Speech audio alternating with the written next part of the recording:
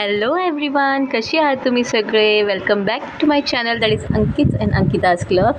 So आम्ही जो trip plan केली होती मैसूर आणि उटीसाठी, त्यासाठी आम्ही निघालो आहोत. तर आम्ही आहोत आता मुंबई एअरपोर्टला आणि तिथून आम्ही जाणार आहोत बँगलोरवरून आम्हाला बस मिळेल.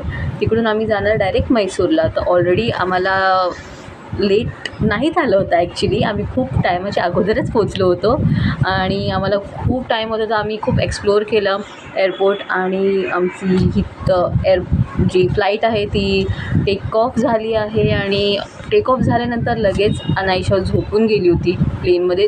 काय माहीतच नव्हतं कारण खूप लहानच आहे. आणि अक्षरा तर खूप एन्जॉय करत होती प्लेनमध्ये आणि अंकित तिथं साईडला बसलं होता माझ्या. सो त्याच्यानंतर आम्ही जी अकासा एअरलाईन्स होते तिकडं आम्ही ऑर्डर केलं.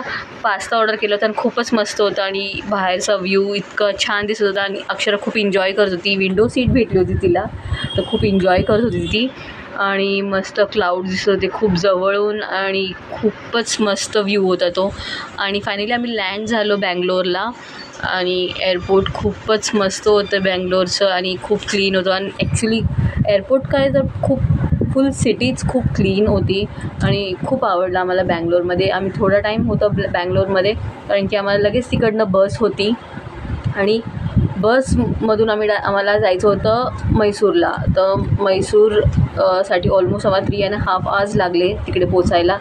पण खूप छान होता. म्हणजे तिकडचा जो बस सर्विस होती खूपच चांगली होती. आम्हाला बस मिळाली.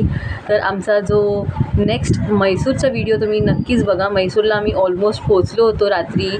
आम्ही 10 वाजता पोचलो. आणि नेक्स्ट व्हिडिओमध्ये माझा पार्ट 2 व्हिडिओ जो येणार तुम्ही नक्कीच बघा. त्याच्यामध्ये मी तुम्हाला कंप्लीट व्हिडिओ दाखवणार. बाय.